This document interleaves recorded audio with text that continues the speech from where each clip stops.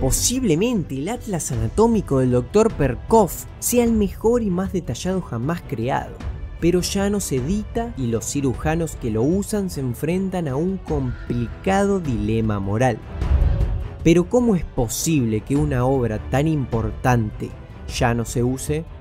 El Atlas Anatómico del Dr. Edward Perkoff es una de las obras sobre anatomía más importantes de todos los tiempos, publicado en 4 volúmenes entre 1937 y 1960. Pudo editarse lujosamente gracias a los avances tecnológicos en materia reprográfica, que permitían la impresión a más de 4 colores en la época. Acompáñame a conocer la historia del verdadero Atlas Prohibido, un libro cuyas ilustraciones salvan vidas, pero usarlo supone un gran problema para muchos.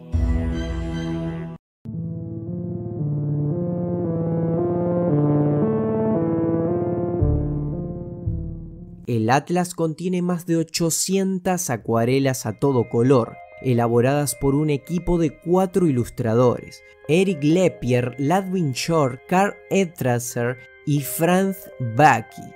Cada artista tenía su propio estilo, pero todos seguían las instrucciones del Dr. Perkoff para que sus dibujos pareciesen disecciones reales. El uso del color fue clave entre las técnicas utilizadas por los artistas de Perkoff para aumentar la claridad de sus ilustraciones.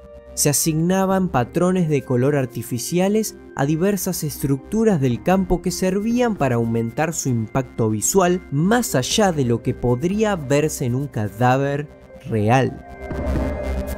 Esta técnica mejoraba la comprensión del espectador de los puntos de referencia anatómicos claves en el campo de la disección.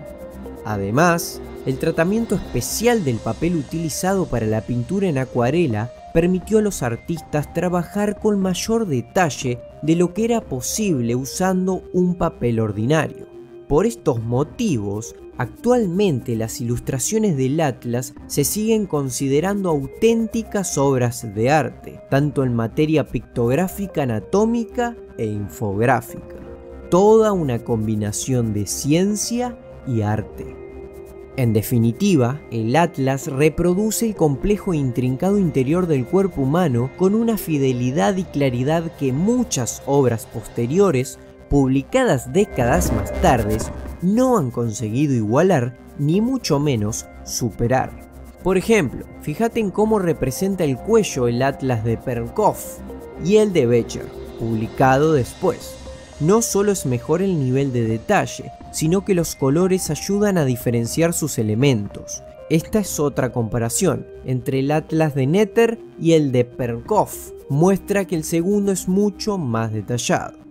También ofrece información visual mucho más elaborada en cuanto a la topografía de los nervios periféricos que cualquier otro Atlas. Pero entonces, ¿cuál es el problema con el Atlas del Dr. Perkoff? Bueno, siempre hubo sospechas de que una obra concebida y parcialmente elaborada y publicada en la Alemania nazi pudiera haber usado medios ilícitos. Pero el pasado de la obra se pasó por alto durante décadas debido a su relevancia científica, por lo que se tradujo a varias lenguas y se editó en múltiples ediciones, usadas por estudiantes, médicos e investigadores de todo el mundo a partes iguales. Pero a finales de los años 80 empezó un debate científico-humanístico para evaluar en qué circunstancias se creó la obra y cuál debería ser su papel en la medicina moderna. Perkoff era un nazi convencido, que se afilió a sus filas en Austria en 1933. En abril de 1938 fue nombrado rector de la Facultad de Medicina gracias a su afiliación política. Incluso iba a trabajar con el uniforme del partido. Hasta los ilustradores del Atlas eran nacionalsocialistas convencidos. Llegaban a firmar las ilustraciones con esvásticas y runas de las SS, que se eliminaron convenientemente en las ediciones posteriores. Y eso no es todo. Tras una investigación interna de la Universidad de Viena, se llegó a la conclusión de que entre 1938 y 1945, la Facultad de Medicina recibió al menos 1.377 cadáveres de víctimas del nazismo para sus clases de anatomía. La sospecha de que algunas de las ilustraciones del Atlas representaban restos de víctimas ejecutadas quedó así corroborada, dado que la mitad de las ilustraciones del Atlas fueron creadas entre 1938 y 1945. En 1989, la editorial decidió dejar de publicar la obra por motivos éticos, y hoy en día muchos médicos no lo conocen ni han entrado en contacto con sus ilustraciones, pues usan los atlas anatómicos de otros autores. No obstante, el Atlas de Perkoff sigue siendo de gran valía para determinados procedimientos quirúrgicos muy específicos, como los relacionados con los nervios periféricos de las piernas y los brazos. Te pongo dos ejemplos de operaciones que no podrían haberse llevado a cabo sin las detalladas ilustraciones del Atlas del Dr. Perkoff. En 2017, una mujer acudió a un hospital de St. Louis con dolor insoportable por un pinzamiento del nervio safeno en la pierna. Se había operado varias veces, pero en vano. El dolor era tal que contemplaba la amputación de la pierna para volver a tener una vida normal. La doctora Susan McKinnon consultó el Atlas de Perkoff que le había sido regalado durante sus años de formación y finalmente consiguió encontrar el punto exacto del pinzamiento, una ubicación muy profunda en el vaso aductor. La operación se llevó a cabo con éxito y la paciente no solo conservó la pierna, sino que recuperó la calidad de vida que le estaba causando una gran depresión. Y otro caso aún más relevante es el de Dibir Musai. A los 13 años pisó una mina colocada por palestinos. Tras varias décadas y decenas de operaciones para curar las lesiones que sufrió en la pierna, llegó un punto en el que el peso de una sábana sobre la pierna le causaba un dolor insoportable. En el hospital lo derivaron al doctor musulmán Al-Haj. Había hecho sus estudios en Estados Unidos. En el país compró los 4 volúmenes del Atlas de Perkoff que llevó a Israel cuando regresó para empezar su carrera profesional. Al-Haj advirtió a Musai de que para operarle necesitaba usar el Atlas de Perkoff. También le contó la historia del libro.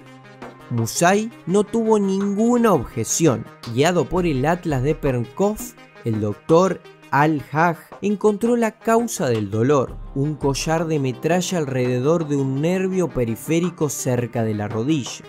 La operación fue un éxito. Alivió el dolor del paciente y le devolvió la movilidad en la pierna. En fin, en ambos casos, no usar el Atlas de Perkoff implicaría consultar otras fuentes con descripciones anatómicas menos fieles o no llevar a cabo la operación. Desde hace 25 años existe un debate ético-científico sobre si se debe seguir utilizándose el Atlas de Perkoff y cómo. Sus detractores subrayan que nadie debe beneficiarse de la explotación de la vida humana, especialmente las víctimas del nazismo. Si no, el uso de los productos científicos podría justificar las atrocidades que contribuyeron a su creación. Además, el Atlas puede ser fácilmente sustituido por los modernos libros de texto de anatomía y por tanto debería ser retirado de las bibliotecas. Este punto de vista es fácil de entender, ya que las víctimas de los nazis, por supuesto, nunca consintieron el uso de sus cuerpos para tales actividades y por lo tanto se viola aún más su dignidad. Por otro lado, los defensores del Atlas destacan que sus ilustraciones se utilizan para salvar vidas, subrayando el valor único de la obra y que algo bueno puede salir de lo malo si se utiliza para formar a los médicos que luego operan mejor. El rabino y superviviente del Holocausto, Joseph Pollack, que además es profesor de Derecho Sanitario, afirma que no le cabe duda de que el Atlas puede utilizarse si sirve para devolver la vida a alguien. Concluye que el libro de texto puede ser consultado cuando se trata de salvar vidas, a condición de que se dé a conocer la historia que hay detrás. Ahora es tu turno. ¿Qué opinas? ¿Debería poder usarse el atlas del Dr. Perkoff en las operaciones que lo requieren? ¿O son conocimientos adquiridos de una forma inmoral que no deberían usarse para no promover prácticas ilícitas? Llegaste hasta el final y espero ansiosamente tu comentario. Bueno, igual te estarás preguntando qué le pasó al Dr. Perkoff después de la Segunda Guerra Mundial. Fue despedido de todos sus cargos en la Universidad de Viena en 1945 y pasó 3 años en un campo de prisioneros aliado, pero nunca fue acusado de ningún delito. Tras su liberación, la universidad le cedió 2 estancias para completar su atlas. Murió allí de un infarto en 1955, mientras trabajaba en el 4º y último volumen, que fue publicado en 1960 por sus ilustradores. Te veo luego en otro caso perdido.